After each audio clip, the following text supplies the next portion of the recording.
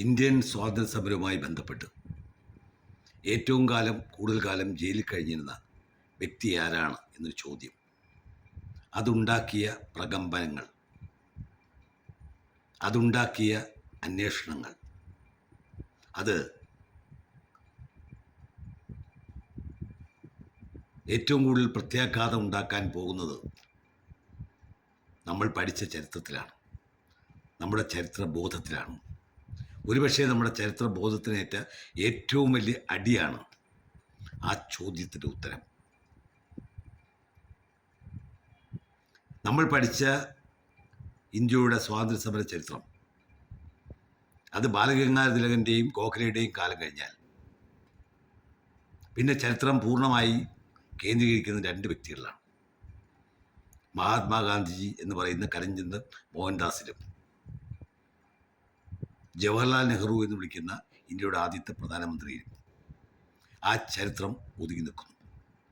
അവരിൽ കേന്ദ്രീകരിച്ചാണ് പിന്നെ നമ്മൾ ഇന്ത്യൻ സ്വാതന്ത്ര്യ സമര ചരിത്രം പഠിക്കുന്നത്. മഹാത്മാഗാന്ധിയെക്കാലവും ഭാരതം ഓർക്കുന്നതിന് ഗാന്ധി ജയന്തി എന്നൊരു ദിവസം പ്രഖ്യാപിക്കപ്പെട്ടു. ജവഹർലാൽ നെഹ്റുവിൻ്റെ ഓർമ്മകൾ എക്കാലവും ആണിയടിച്ച് കൊച്ചു കുഞ്ഞുങ്ങളുടെ മനസ്സുകളിൽ, അവരുടെ മസ്തിഷ്കങ്ങളിൽ അത് പ്രതിഫലിപ്പിക്കാൻ വേണ്ടി ശിശുദിനം പ്രഖ്യാപിക്കപ്പെട്ടു.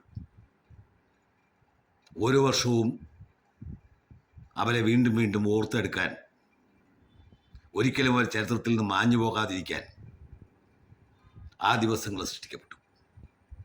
ഇവിടെ നമ്മൾ മറന്നുപോയത് ഒരു പരിധിവരെ ഇന്ത്യയിലെ യഥാർത്ഥ സ്വാതന്ത്ര്യ സമര ചരിത്രമാണ്. നമ്മൾ പഠിച്ച ചരിത്ര പുസ്തകങ്ങളിൽ ഇന്ത്യൻ നാഷണൽ ആർമിയുടെ INA സ്ഥാപകരായ നേതാജി സുഭാഷ് ചന്ദ്രബോസിനെയും വിപ്ലവകാരിയായ ഭഗത് സിംഗിനെയും ഒന്നോ രണ്ടോ വരികളിൽ ഒതുക്കി നിർത്തി പഠിപ്പിച്ചുപോയി. അതേസമയം ഇന്ത്യയുടെ സ്വാതന്ത്ര്യത്തിന് വേണ്ടി പതിറ്റാണ്ടുകൾ ജയിലുകളിൽ കഴിഞ്ഞിരുന്ന സ്വാതന്ത്ര്യ സമര സേനാനികളെ നമ്മളാരും ഓർത്തതുമില്ല, നമ്മളെ ഓർക്കാൻ അനുവദിച്ചില്ല. അതെല്ലാം നമ്മുടെ ഓർമ്മകളിൽ നിന്നും മാച്ചു കളഞ്ഞു. ആരാണ് ഇന്ത്യൻ സ്വാതന്ത്ര്യ സമരവുമായി ബന്ധപ്പെട്ട് ഏറ്റവും കൂടുതൽ കാലം ജയിലിൽ കഴിഞ്ഞിരുന്നത് എന്ന ഒരു അധ്യാപകൻ്റെ ചോദ്യം, ആ ചോദ്യത്തിന് ഉത്തരം നേടി പലരും പല ഗവേഷണവും നടത്തി.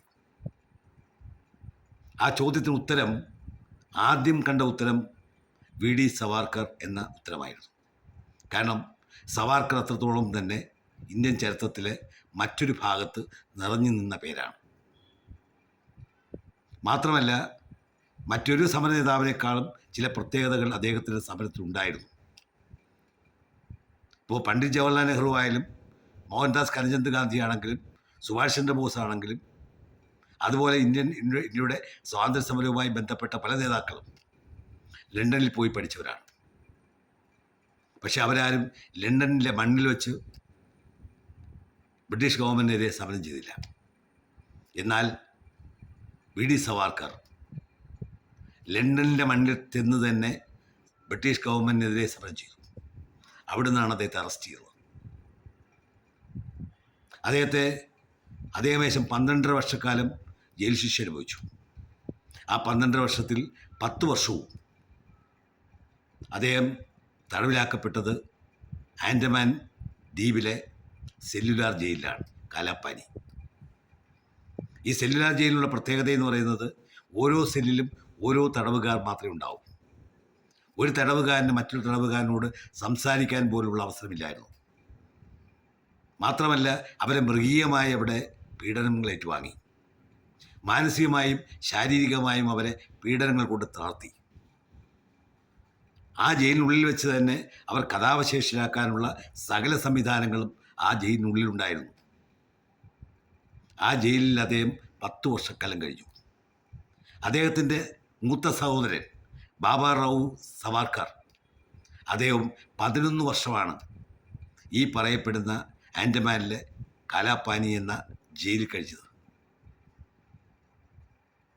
ഇന്ത്യയുടെ ചരിത്രത്തിൽ ഏറ്റവും കൂടുതൽ കാലം ജയിലിൽ കഴിഞ്ഞത് ത്രൈലോക്യനാഥ് ചക്രവർത്തി എന്ന മനുഷ്യനാണ്.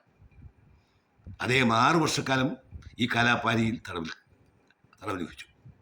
ബാക്കി 30 വർഷത്തിൽ ബാക്കിയുള്ള 24 വർഷം അദ്ദേഹം ഇന്ത്യയിലെ ജയിലുകളിലാണ് അദ്ദേഹം തടവിലാക്കപ്പെട്ടത്. അതുപോലെ തന്നെ യോഗേന്ദ്ര ശുക്ല എന്ന് പറയുന്ന മനുഷ്യൻ, അദ്ദേഹം 21 വർഷമാണ് ഈ പറയുന്ന കലാപാനി എന്ന് പറയുന്ന ആൻഡമാൻ നിക്കോബാർ ദ്വീപുകളിലെ ഈ ജയിലിൽ കഴിച്ചത്. അതുപോലെ സജീന്ദ്രനാഥ് സന്യാൽ, അദ്ദേഹം 12 വർഷക്കാലം ആൻഡമാൻ നിക്കോബാർ ദ്വീപിലെ സെല്ലുലാർ ദ്വീപിൽ അദ്ദേഹം തടവുപുള്ളിയായി ജീവിച്ചു. അപ്പോൾ പതിറ്റാണ്ടുകൾ നീണ്ട കാലഘട്ടം, ഒരു വലിയ നീണ്ട കാലഘട്ടം ആൻഡമാൻ നിക്കോബാർ ദ്വീപുകളിലെ കലാപാനി എന്ന് പറയുന്ന സെല്ലുലാർ ജയിലിൽ കഴിഞ്ഞ വ്യക്തികളുണ്ട്. അവരെപ്പറ്റി ആരെപ്പറ്റിയും നമ്മുടെ ചരിത്രം ഒരിക്കലും നമ്മളെ പഠിപ്പിച്ചിട്ടില്ല. മഹാത്മാഗാന്ധിയാണെങ്കിലും ജവഹർലാൽ നെഹ്റു ആണെങ്കിലും അവർ ജയിൽവാസം അനുഭവിച്ചിട്ടുണ്ട്. പക്ഷേ ഇന്ത്യൻ ജയിലുകളിൽ എല്ലാ VIP പരിഗണനയോടെയും ആണ് അവർ ജീവിച്ചത്. അവർ യാതൊരു മാനസിക പീഡനവും അനുഭവിച്ചിട്ടില്ല. ജവഹർലാൽ നെഹ്റുവിനെയോ അല്ലെങ്കിൽ മഹാത്മാഗാന്ധിയോ ഒരു പോലീസുകാരനെ മർദ്ദിച്ചിട്ടില്ല.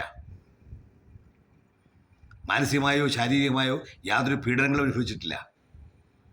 അവർക്ക് വായിക്കാനുള്ള പുസ്തകങ്ങളും കിടക്കാനുള്ള കിടക്കയും എല്ലാ സൗകര്യങ്ങളും ബ്രിട്ടീഷ് സർക്കാർ ചെയ്തു കൊടുത്തിരുന്നു. പക്ഷേ ചരിത്രമെന്ന് പറയുന്നത് അവസാനം അവരിലേക്ക് മാത്രമായി ഒതുങ്ങി. യഥാർത്ഥത്തിൽ സ്വാതന്ത്ര്യസമരത്തിന് വേണ്ടി ത്യാഗമനുഭവിച്ച, യാതന അനുഭവിച്ചവരെ ചരിത്രം തീർത്തും വിസ്മരിച്ചു. എന്നാൽ ഈ വിസ്മരിക്കപ്പെട്ട ചിലരെ പിന്നീട് അതിൻ്റെ പൈതൃകം ഏറ്റെടുക്കാൻ ചിലർ തയ്യാറായി എന്നുള്ളതാണ് അതിൻ്റെ വേറൊരു മറ്റു തമാശ. ആ തമാശ ഞാൻ കണ്ടത് കഴിഞ്ഞ ദിവസം നമ്മുടെ രാജ്യസഭയിൽ റഹീം എന്ന് പറയുന്ന കമ്മ്യൂണിസ്റ്റ് പാർട്ടിയുടെ നേതാവിൻ്റെ പ്രസംഗമാണ്.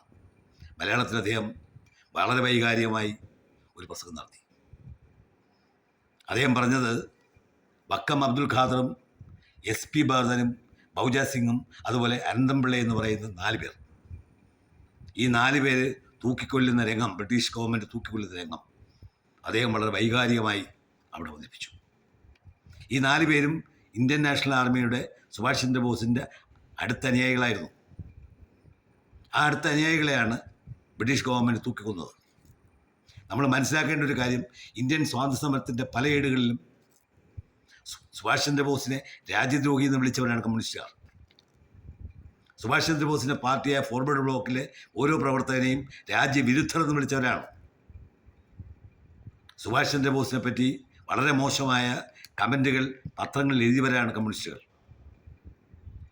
അവരാണ് നേതാജി സുഭാഷ് ചന്ദ്രബോസിൻ്റെ ആജ്ഞാനുസരണം ഇന്ത്യയിൽ പ്രവർത്തിച്ചുകൊണ്ടിരുന്ന 4 INA സമരസേനാനികളെ ബ്രിട്ടീഷ് സർക്കാർ തൂക്കിക്കൊല്ലുന്ന രംഗം അതേതോ കമ്മ്യൂണിസ്റ്റുകാരാണെന്ന വ്യാജേന